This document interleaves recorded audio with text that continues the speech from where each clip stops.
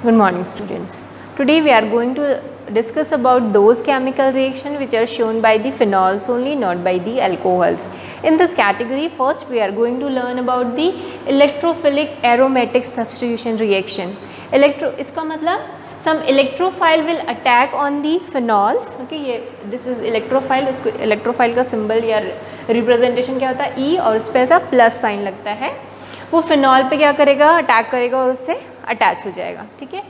सो जो इलेक्ट्रोफाइल्स होते हैं they are electron deficient species या फिर इलेक्ट्रॉन लविंग जिसको बोल सकते हैं, इलेक्ट्रॉन लविंग स्पीशीज़ जिसके पास उनके पास इलेक्ट्रॉन की कमी होती है. इसलिए अगर कोई दूसरा कंपाउंड है जिसके पास इलेक्ट्रॉन ज़्यादा है तो उसकी तरफ क्या होते हैं? अट्रैक्ट हो जाते हैं. अब ये फिनॉल जो है ये क्यों इलेक्ट्रोफिलिक सब्स्टिट्यूशन रिएक्शन दिखाता है? Because of this OH group only. OH group जो है वो एक्टिवेटिंग ग्रुप है विच एक्टिवेट द फिनॉल्स. ये OH ग्रुप ही फिनॉल्स को एक्टिवेट करता है towards the electrophilic substitution reaction. ठीक है. इस OH ग्रुप के कारण ही यहाँ पर देखना आप देखेंगे कि ये इलेक्ट्रॉन रिच स्पीशीज़ बन जाएगा. वो हम रेजोनेंस से समझेंगे. ठीक है. सो जो OH ग्रुप है it is ortho and para directing है ना. ये कैसे पता चला कि ऑर्थो एंड पैरा डायरेक्टिंग है? इसके रेजोनेंस स्ट्रक्चर से. ठीक है. हम बनाते हैं फिनॉल का रेजोनेंस स्ट्रक्चर, पहले भी बना चुके हैं, फिर से एक बार बता देते हैं. ठीक है. यहाँ पर जो ऑक्सीजन है उसके पास 2 लोन पेयर्स हैं. तो ये क्या करेगा? अपने लोन पेयर यहाँ देगा. ठीक है. क्योंकि इसमें प्लस आर इफेक्ट होता है तो अपने जो इलेक्ट्रॉन्स है उस तरफ फेंकता है और ये जो है ये जो यहाँ के जो डबल बॉन्ड के इलेक्ट्रॉन है वो यहाँ शिफ्ट हो जाएंगे. ठीक है. ये पहले बता चुके हैं आप लोगों को, शायद आप लोगों को अब समझ में आता होगा कि कैसे करना है. ठीक है. इस ऑक्सीजन में पॉजिटिव साइन आ गया क्योंकि उसने अपने इलेक्ट्रॉन यहाँ दे दिए हैं और उसके पास अब एक ही लोन पेयर है. ये डबल बॉन्ड के इलेक्ट्रॉन यहाँ आ गए हैं इसलिए इसके पास माइनस चार्ज आ जाएगा. ठीक है. अब ये जो इलेक्ट्रॉन है उसका क्या होगा? इस तरीके से वो रोटेट करेगा.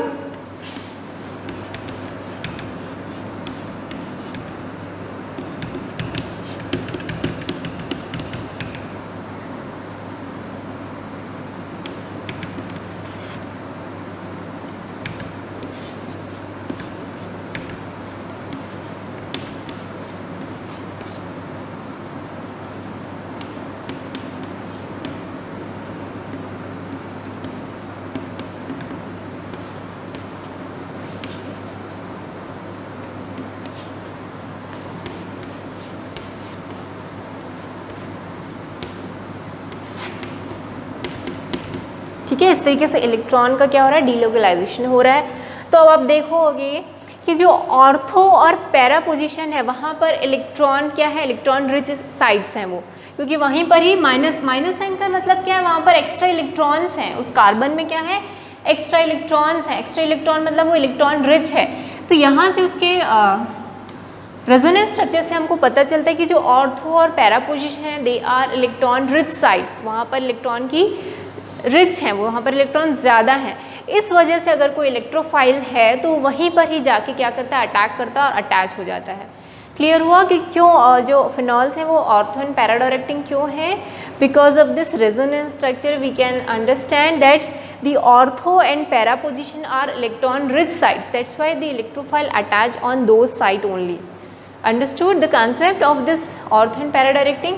तो चलो हम कुछ एरोमेटिक रिएक्शंस के एग्जाम्पल देख लेते हैं. इसमें जो है 2 ही आपके दिए हुए हैं, नाइट्रेशन और है दूसरा ब्रोमिनेशन. ठीक है. दोनों पढ़ लेते हैं हम लोग. इलेक्ट्रोफिलिक एरोमेटिक सब्स्टिट्यूशन रिएक्शन में हम सबसे पहले देखेंगे नाइट्रेशन. नाइट्रेशन मीन्स फिनॉल का रिएक्शन किससे कराएंगे? डाइल्यूट HNO3 से. याद रखेंगे डाइल्यूट HNO3 से अलग प्रोडक्ट बनते हैं, कॉन्सेंट्रेटेड HNO3 यूज़ करेंगे तो अलग प्रोडक्ट बनेंगे. ठीक है. सो यहाँ पर फिनॉल है, इसको हम रिएक्शन करा रहे हैं डाइल्यूट HNO3 से. तो क्या बनता है? तो क्योंकि ये फिनॉल है, ऑर्थो और पैरा डायरेक्टिंग है, तो या तो NO2 जो है ऑर्थो पोजीशन पे जाके अटैच हो जाएगा या फिर NO2 जो है वो पैरा पोजीशन पे जाके अटैच हो जाएगा. तो हमको मिलेगा ऑर्थो नाइट्रोफिनॉल या फिर पैरा नाइट्रोफिनॉल. तो हमको क्या मिला? ऑर्थो नाइट्रोफिनॉल, क्या मिलता है? Para nitrophenol. ठीक है. तो हमको दो चीज़ें डाइल्यूट HNO3 से रिएक्ट करते हैं तो दो प्रोडक्ट मिलते हैं, ऑर्थोनाइट्रोफिनॉल या पैरानाइट्रोफिनॉल। अब अगर आप इन दोनों को सेपरेट करना चाहते हो, है ना, तो इसको सेपरेट करने के लिए हम यूज़ करते हैं मेथड स्टीम डिस्टिलेशन। ठीक है, डिस्टिलेशन एक मेथड है, आपने पढ़ा है क्लास 9th 11th सब में कि with the help of steam distillation we can separate the orthonitrophenol and paranitrophenol। कैसे? डिस्टिलेशन में एक इम्पॉर्टेंट पॉइंट है आती है कि दोनों का बॉइलिंग पॉइंट अलग होना चाहिए, है ना। डिस्टिलेशन में ये कंडीशन होती है कि दोनों का बॉइलिंग पॉइंट अलग होना चाहिए। तो इसमें ऐसा ही होता है, जो ऑर्थोनाइट्रोफिनॉल है, ठीक है, ऑर्थोनाइट्रोफिनॉल जो होता है वो मोर वोलेटाइल होता है, it is more volatile, it is more volatile than paranitrophenol. ठीक है, ऑर्थोनाइट्रोफिनॉल जो है वो ज़्यादा वोलेटाइल है देन पैरानाइट्रोफिनॉल। वोलेटाइल मतलब समझते हैं, वोलेटाइल मतलब जितना ज़्यादा कोई कंपाउंड वोलेटाइल होगा उतने ही ज़्यादा वो लिक्विड से अपने स्टीम में चेंज होगा, अपने वेपर में चेंज होगा। ठीक है, क्योंकि नाइट्रोफिनॉल ऑर्थोनाइट्रोफिनॉल ज़्यादा वोलेटाइल होता है, इसलिए इसका बॉइलिंग पॉइंट कम होता है, क्योंकि बहुत जल्दी वोलेटाइल वेपर में कन्वर्ट हो जाएगा। ठीक है, so orthonitrophenol is more volatile than paranitrophenol. इस वजह से ऑर्थोनाइट्रोफिनॉल की जो बॉइलिंग पॉइंट है वो कम होती है एज़ कम्पेयर टू पैरानाइट्रोफिनॉल। तो इसका रीज़न क्या है, ऐसा क्यों होता है? दोनों ही नाइट्रोफिनॉल है, फिर दोनों में से एक का बॉइलिंग पॉइंट कम, एक का बॉइलिंग पॉइंट ज़्यादा क्यों है? इसका रीज़न आता है हाइड्रोजन बॉन्ड से। जो ऑर्थोनाइट्रोफिनॉल है इसमें इंट्रामोलिकुलर हाइड्रोजन बॉन्डिंग होती है। इंट्रामोलिकुलर हाइड्रोजन बॉन्डिंग कैसे दिखते हैं?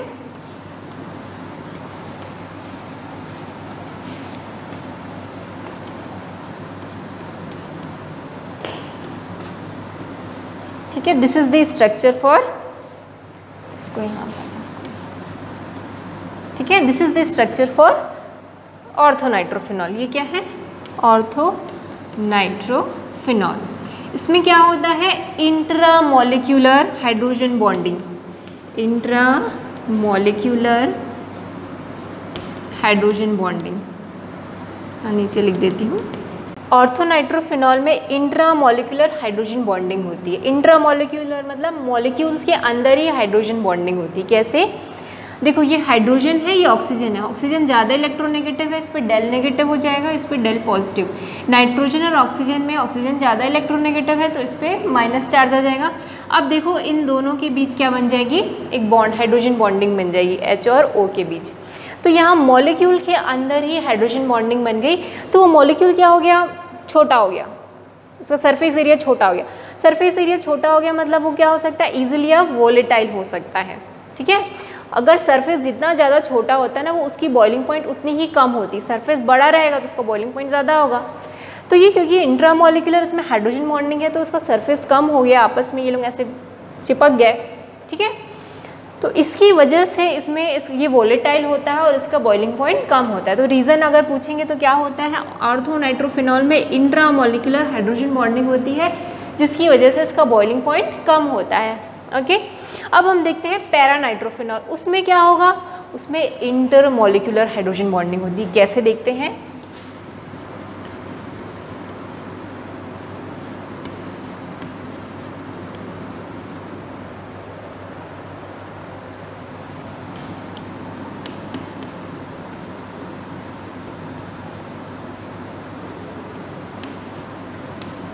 ठीक है, ये हो गया हमारा पैरानाइट्रोफिनॉल। पैरा में देखो यहाँ पर और यहाँ पर, इन दोनों के बीच का डिस्टेंस इतना ज़्यादा है ना। पैरा में यहाँ पर होगा 1 2, इस पोजीशन पे, पैरा पोजीशन पे होगा। ठीक है, तो जो पैरा पोजीशन है और यहाँ पर है, इन दोनों के बीच का डिफरेंस देखो बहुत ज़्यादा, तो इनका आपस में तो ये हाइड्रोजन बॉन्ड नहीं बना सकते। हाँ, पर एक जो पैरानाइट्रोफिनॉल है ये दूसरे पैरानाइट्रोफिनॉल के साथ हाइड्रोजन बॉन्ड बना सकता है। कैसे?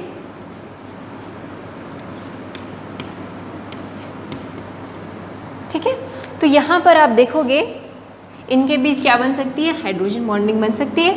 यहाँ NO2 हो गया।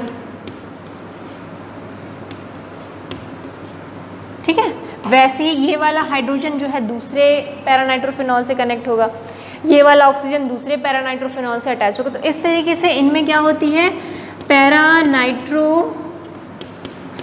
में होती है इंटर मॉलिक्यूलर हाइड्रोजन बॉन्डिंग। इसमें मॉलिक्यूल्स के अंदर ही हाइड्रोजन बॉन्डिंग थी, जबकि इसमें दो पैरानाइट्रोफिनॉल के मॉलिक्यूल के बीच में हाइड्रोजन बॉन्डिंग है। तो इस तरीके से सारे जितने भी पैरानाइट्रोफिनॉल हैं उस कंटेनर में वो आपस में एक दूसरे से हाइड्रोजन बॉन्ड से बंधे होते हैं, ठीक है। इस वजह से अगर आप इसको बॉयल करके इसको वेपर में कन्वर्ट करना चाहते हो तो पहले तो आपको ये हाइड्रोजन बॉन्ड ब्रेक करना पड़ेगा, है ना, क्योंकि आपस में क्या है, ये एक दूसरे से हाइड्रोजन बॉन्ड से कनेक्टेड, इनका सरफेस एरिया बढ़ जाता है, ठीक है, जिसकी वजह से इनका बॉइलिंग पॉइंट ज़्यादा हो गया। सो ऑर्थोनाइट्रोफिनॉल में इंट्रामोलिकुलर होता है, जबकि पैरानाइट्रोफिनॉल में इंटरमोलिकुलर हाइड्रोजन बॉन्डिंग होती है। एक मॉलिक्यूल जो है दूसरे मॉलिक्यूल के साथ हाइड्रोजन बॉन्ड से बंधा होता है, जबकि इसमें ऐसा नहीं होगा। दोनों मॉलिक्यूल्स आपस में सेपरेट रहेंगे, उनके बीच में सिर्फ van der Waals force of attraction रहेगा और कुछ भी नहीं रहेगा, ठीक है। जबकि इनमें क्या होगा, इनमें हाइड्रोजन बॉन्डिंग है which are more stronger than van der Waals force of attraction, ठीक। तो यहाँ पर जो है इंट्रामोलिकुलर की वजह से इस वोलेटाइल नेचर होता है as compare to the paranitrophenol. तो हम इसको डिस्टिलेशन से ईजिली क्या कर सकते हैं, सेपरेट कर सकते हैं ऑर्थोनाइट्रोफिनॉल को और पैरानाइट्रोफिनॉल को, ठीक है। ये क्वेश्चन इंपॉर्टेंट है, ध्यान से सुनेंगे। फिर से बोल देते हैं, ऑर्थोनाइट्रोफिनॉल में इंट्रामोलिकुलर हाइड्रोजन बॉन्डिंग होती है, जबकि पैरानाइट्रोफिनॉल में इंटरमोलिकुलर हाइड्रोजन बॉन्डिंग होती है। देखो इसमें उस मॉलिक्यूल के अंदर ही हाइड्रोजन बॉन्डिंग है, जबकि इसमें दो मॉलिक्यूल्स के बीच में हाइड्रोजन बॉन्डिंग है, ठीक है। तो इसलिए ये ज़्यादा वोलेटाइल है एज़ कम्पेयर टू पैरानाइट्रोफिनॉल। तो इसलिए हम इसको डिस्टिलेशन के थ्रू अलग कर सकते हैं। मेथड ऑफ डिस्टिलेशन सबको पता है ना, दोनों 9th में भी पढ़े थे, 11th में भी था कि दोनों के बॉइलिंग पॉइंट में डिफरेंस होना चाहिए। तो एक पहला पूरा वेपर बन के क्या हो जाएगा, कन्वर्ट हो जाएगा वेपर में, दूसरा का पूरा जो है उस फ्लास्क में रह जाएगा। याद है ना, ऐसा एक फ्लास्क में हम मिक्सचर रखते थे और उसके बाद यहाँ से जो वेपर है उसको ठंडे पानी से पास करते थे, तो वो किस में चेंज होता था, लिक्विड में। ये डायग्राम याद है डिस्टिलेशन का? डिस्टिलेशन नहीं तो फिर से पढ़ लेना आप लोग 9th की बुक से।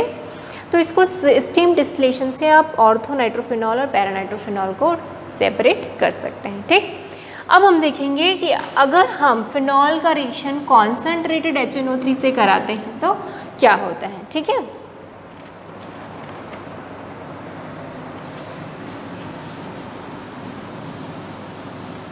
तो हमको 3 कॉन्सेंट्रेटेड HNO3 चाहिए रहेंगे इस केस में। और क्या होगा, ये NO2 जो है इस तरीके से 3 NO2 यहाँ पर ऑर्थो पैरा पोजिशन पे ऐड हो जाएंगे, तो इसका नाम क्या हो जाएगा, 2,4,6 ट्राई नाइट्रोफिनॉल। इसी को हम बोलते हैं पिक्रिक एसिड। इसका दूसरा नाम क्या है, पिक्रिक एसिड। सो ये पिक्रिक एसिड की फॉर्मेशन में भी आ सकता है। समझ में, फिनॉल का रिएक्शन हम किससे करा रहे हैं, कॉन्सेंट्रेटेड HNO3 से। सो 3 NO2 जो हैं ऑर्थो और पैरा पोजिशन पे ऐड हो जाएंगे, अटैच हो जाएंगे जाके, तो हमको क्या मिलेगा, पिक्रिक एसिड या 2,4,6 नाइट्रोफिनॉल। तो ये पिक्रिक एसिड बनाने का एक तरीका हो गया, फिनॉल से पिक्रिक एसिड कैसे बनाना है।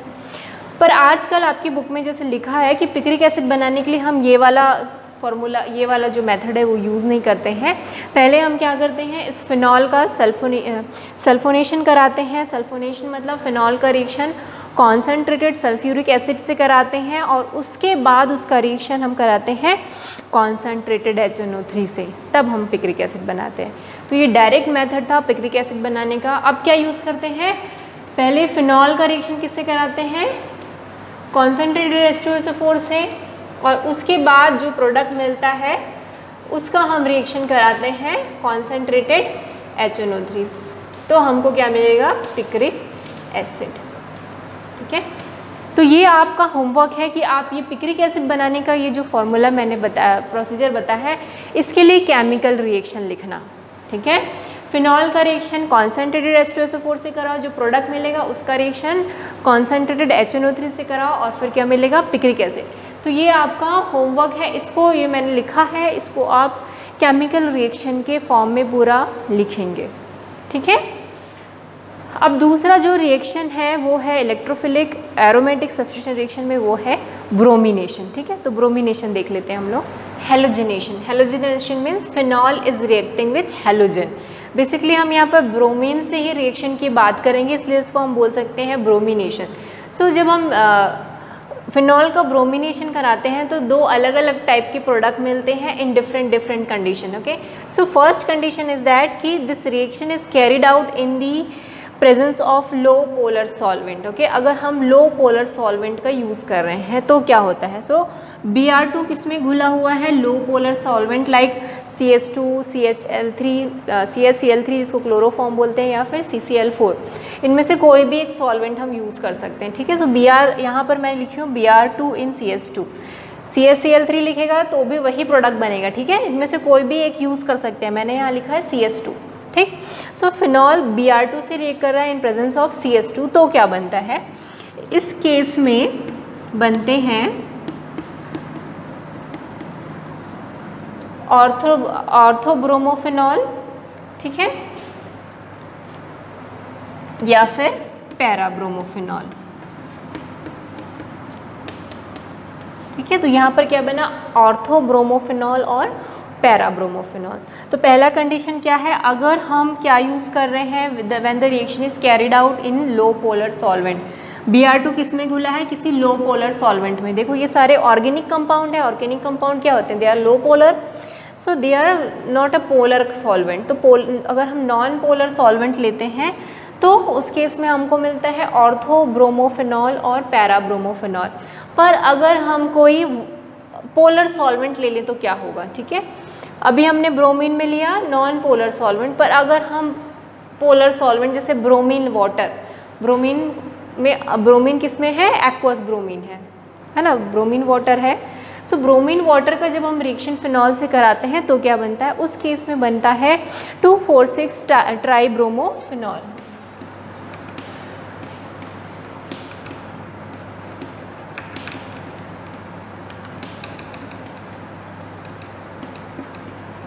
क्या बना? 2,4,6 ट्राइब्रोमोफिनॉल। ठीक है, सो जब नॉन पोलर सॉल्वेंट में कराए तो हमको क्या मिला? ऑर्थोब्रोमोफिनॉल और पैराब्रोमोफिनॉल। पर जब हम फिनॉल का रिएक्शन ब्रोमीन वाटर से कराते हैं which is a polar solvent, तो हमको क्या मिलता है? 2,4,6 ट्राइब्रोमोफिनॉल मिलता है। ठीक है, तो ये हो गया ब्रोमिनेशन। इतना क्लियर हुआ? तो आज हमने पढ़ा electrophilic substitution reaction in phenols, जिसमें हमने पढ़ा नाइट्रेशन एंड ब्रोमिनेशन। नाइट्रेशन में हमने पढ़ा कि ऑर्थो नाइट्रोफिनॉल और पैरा नाइट्रोफिनॉल जो प्रोडक्ट बनते हैं, अगर आप उसको सेपरेट करना चाहते हैं तो हम स्टीम डिस्टिलेशन का मेथड यूज़ करते हैं।